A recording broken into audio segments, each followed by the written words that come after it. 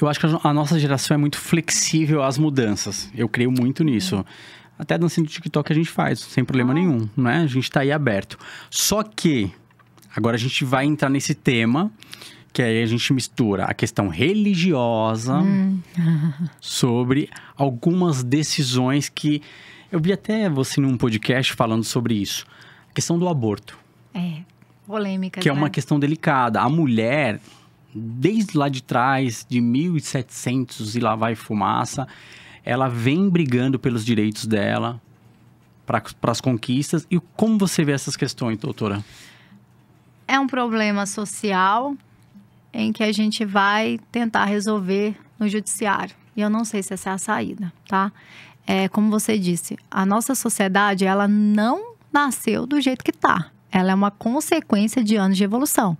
Aborto já foi permitido, aborto já foi incentivado numa sociedade, aborto já foi direito, aborto já foi completamente extirpado em qualquer situação. E aí a gente volta. É sempre um ciclo que a gente fala, né? Vai e volta, vai e volta. Então, assim, o tema do aborto é muito complexo numa nação que é cristã. Então, assim, eu acredito que eu estou falando numa maioria que não... Eu acho que ninguém vai virar e falar assim, não, eu sou a favor de abortar. Bora lá, qualquer hora, qualquer momento, 9 meses, bora. Não sei se eu estou lidando com esse tipo de pessoa. Eu, particularmente, por ser cristã, eu sou contra o aborto. Mas eu ser contra o aborto não quer dizer que eu acho que eu tenha que criminalizar todas as formas de aborto. Essa é a questão. Todas as formas. Todas as formas, sabe?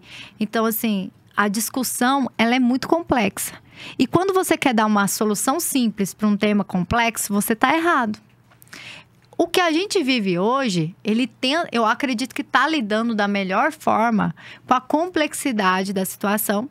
Mas, obviamente, a gente está entre uma evolução e uma volta... Tá indo e voltando. Estamos de volta para o futuro. O futuro, exatamente. Lá atrás. Por quê? Se de uma forma a gente teve um super avanço no liberalismo, a gente está tendo a volta de um conservadorismo de uma forma muito rápida também. Tá muito imediato. A gente vive isso, né? A oscilação da idolatria e do cancelamento. Nas redes sociais a gente vive isso. Sim. Nos temas sociais a gente vai viver isso. Então, o que acontece? Por essa razão, a gente tem que partir do pressuposto que a sociedade não entra em um consenso a respeito do tema. Não entra em um consenso na ciência, porque para a gente entender o que é aborto, a gente tem que entender qual que é a ideia de vida. E a ciência não é uníssono a ideia de quando começa a vida. E eu acredito que a gente nunca vai chegar a uma resposta clara, simples, objetiva ou inquestionável. Porque algumas bancas defendem que a questão do feto, da fecundação é uma coisa, do feto formado para a questão cerebral é outra. É tão complexo. Isso ainda é ciência. Na questão espiritual é... Outra discussão, né? E que é uma discussão que não é de agora, né? Como a gente conversava... A Igreja Católica, por exemplo, ela nunca foi sempre uniforme sobre o assunto aborto. Sim. Porque ela achava antes, na época de Aristóteles, que a infusão da alma acontecia com 40 dias, se fosse um bebê do sexo masculino. Que até fico me perguntando como eles sabiam que era masculino.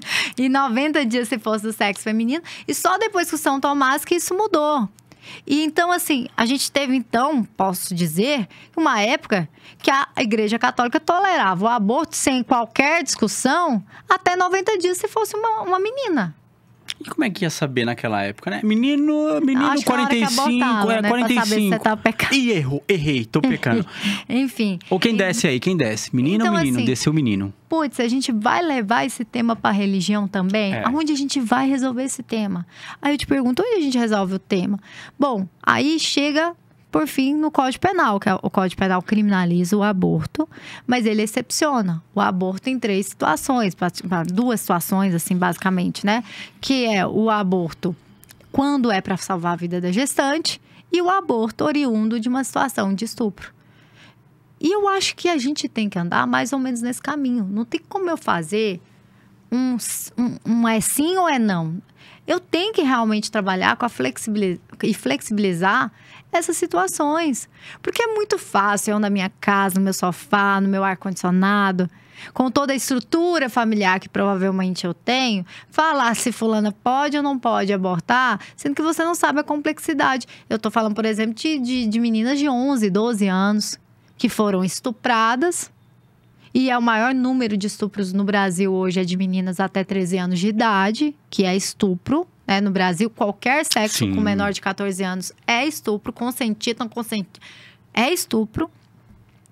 E que, muitas das vezes, só se sabe que essa menina está sendo vítima de estupro no momento em que ela está grávida. E vai procurar ajuda de um posto de saúde. Será? Aí eu pego uma menina de 11 anos que foi vítima de um estupro. Vítima de assim, mas os pais deixaram. Já peguei situação que o pai vendeu a virgindade da filha de 11 anos. Pais absolutamente criminosos. E eu vou obrigar essa criança a gestar até os 9 meses, ou até não sei, botando em risco, porque o risco da vida dessa criança é o dobro de que uma mulher em uma idade gestacional saudável. Então, assim, eu tô correndo um risco. Então, eu acredito que, assim como se a gente parte do pressuposto que eu criminalizo o aborto porque ele é pecado, a gente entra numa zona muito perigosa. Eu vou criminalizar tudo que é pecado? Então a gente vai criminalizar a gula? Por que a gente descriminalizou o adultério? Vamos criminalizar de novo o adultério? Então, assim, a gente tem que parar e perguntar, será que a gente não está sendo hipócrita? Será que a gente tá tendo aqui pecado, pecadinho, pecadão? Vou fazer aqui um julgamento. Esse pecado é maior, esse pecado é menor. Que posição que é essa que você tem para fazer isso? Então, eu sou contra o aborto, mas eu sou contra também a criminalização nessas situações. Eu acho que realmente tem que dar a opção. Dar a opção, porque se a menina bancar, não, eu quero. Beleza. Em qualquer das fases. Sofreu violência. Se a mãe, por exemplo, não, você vai correr risco mas eu quero. Beleza. Fazer o quê? Entendeu? Concordo, então, assim, nessa questão que você está levantando. Eu acho que não pode caminhar, o mundo não pode caminhar para o radicalismo. Exato. Tem casos e casos. Exato. Então tem isso e tem aquilo. E é aquilo que eu te falei. Quando a gente criminaliza o aborto, quem que senta no banco dos réus? Que isso é uma crítica que não tem como não se fazer. Não tem como.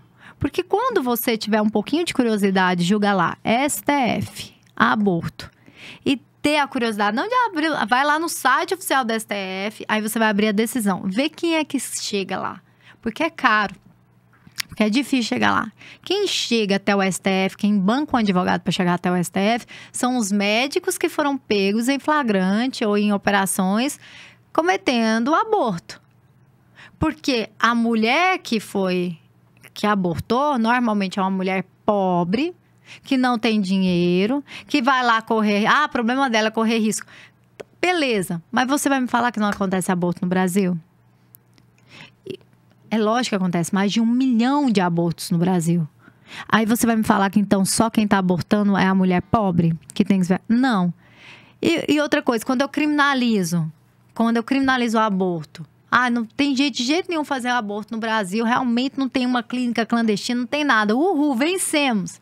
Você acha que a mulher rica não vai pegar o aviãozinho dela, vai para a Argentina, onde o aborto é legalizado? Então, eu estou dando a oportunidade de abortar só para uma mulher que seja rica. Para a mulher que seja pobre, ela tem mais que se ferrar. Ela tem que mais é que aguentar gestar nessa situação. Será que eu não estou fazendo isso? Será que eu não estou elitizando, selecionando quem que eu quero punir? Porque é isso que acontece. A mulher rica aborta, gente. Nosso país não é maioria cristão? Então, cristãos também abortam. Sim. É isso, gente. Não tem saída. Não tem saída. A gente não tem que ser hipócrita desse tanto. Acho um radicalismo chato. A gente tava falando, é radical demais. Não tem. O fato, um se não é um deve. Se não é um deve. Se eu sou a favor da criminalização do aborto, não deve ser... Então, que eu seja a favor da criminalização do aborto de todas as formas. Fato de eu ser contra o aborto não quer dizer que eu não ache que eu não preciso criminalizar aquela conduta quando se trata de uma mulher estuprada, quando eu trato de uma mulher sob risco de vida.